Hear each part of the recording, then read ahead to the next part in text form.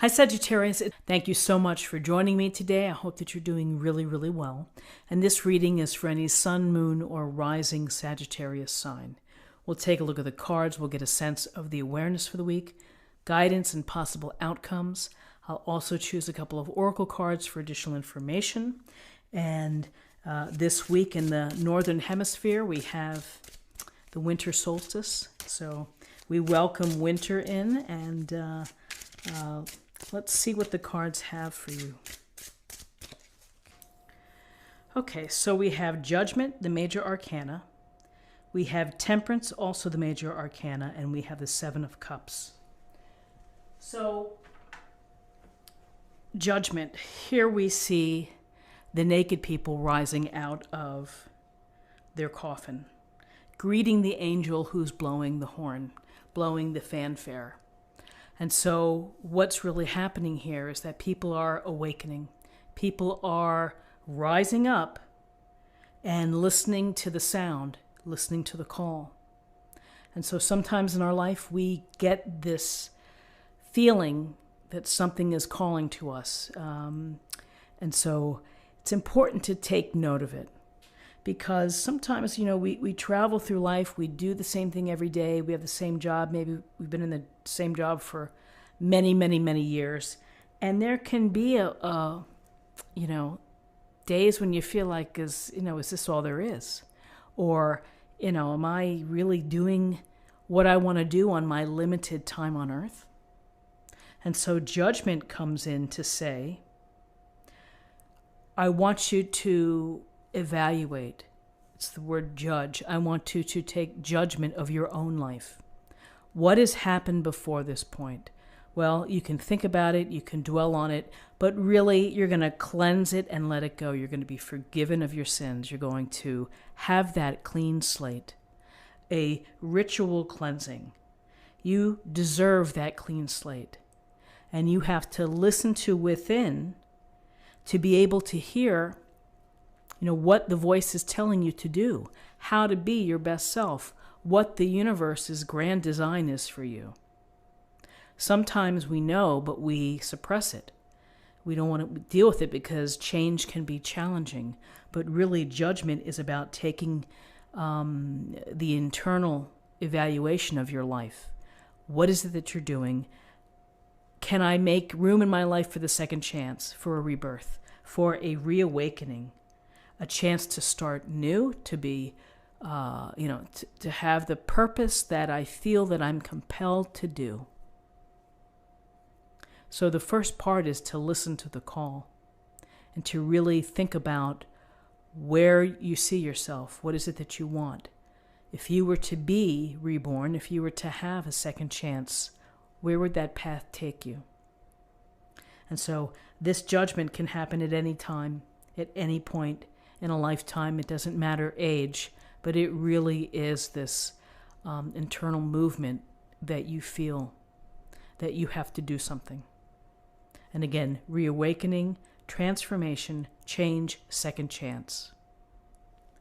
So with this internal view and internal process, here's Temperance, which is saying, make sure that you take care of yourself in all aspects of your life, integrating your emotional health, your physical health, your mental state, and that you are treating each of them kindly and gently so that you feel balanced, so that you don't feel that you're not equal in certain areas of your life, that if you're working 100-hour weeks, that's an extreme.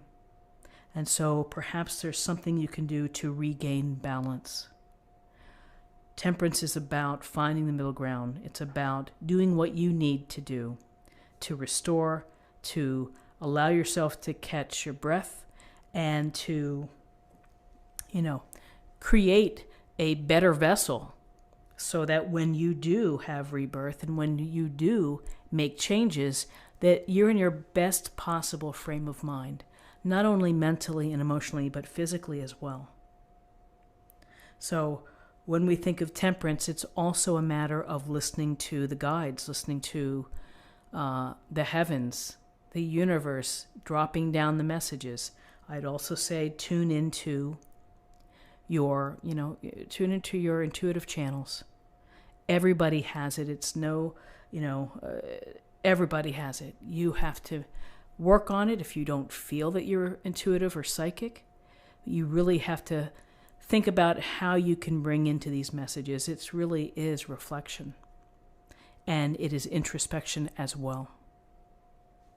So finding the balance, getting the call, and really thinking about higher purpose. What am I meant to do? What's my purpose here on earth while I'm still living?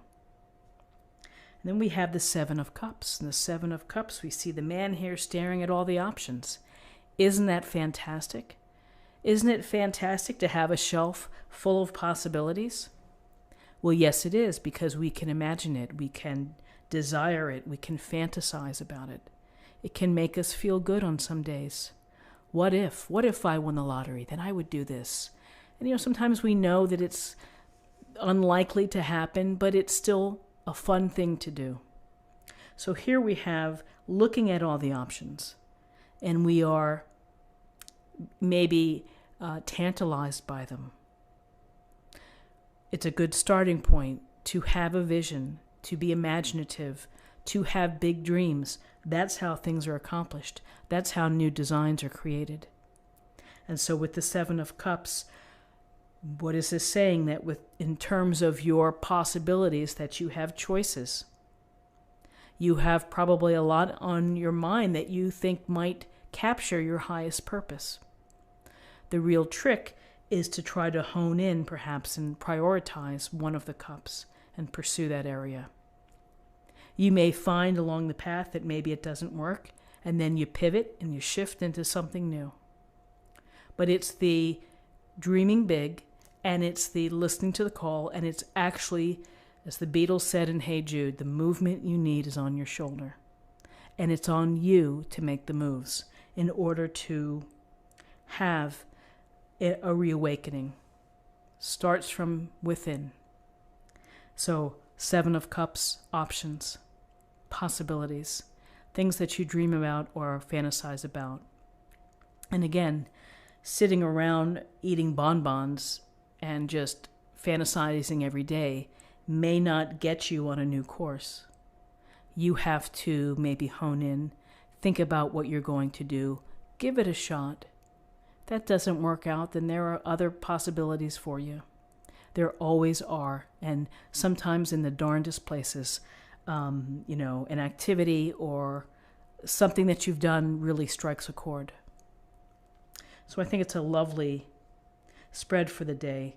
Let's take a look at what we have in terms of numbers. We have, put my glasses on, we have 20 and 14, that's 34, and 34 and 7 is 41, and 41 reduces to 5.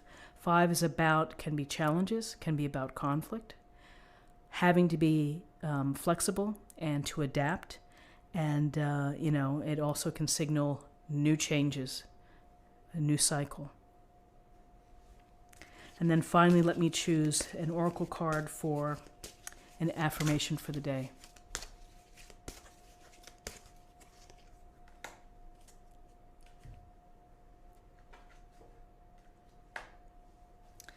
Be strong. You are stronger than you think you are, and your strength assures a happy outcome.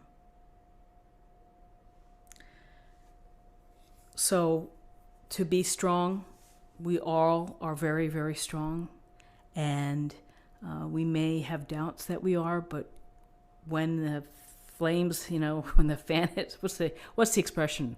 When the flames hit the, I don't know, but you know what I'm trying to say.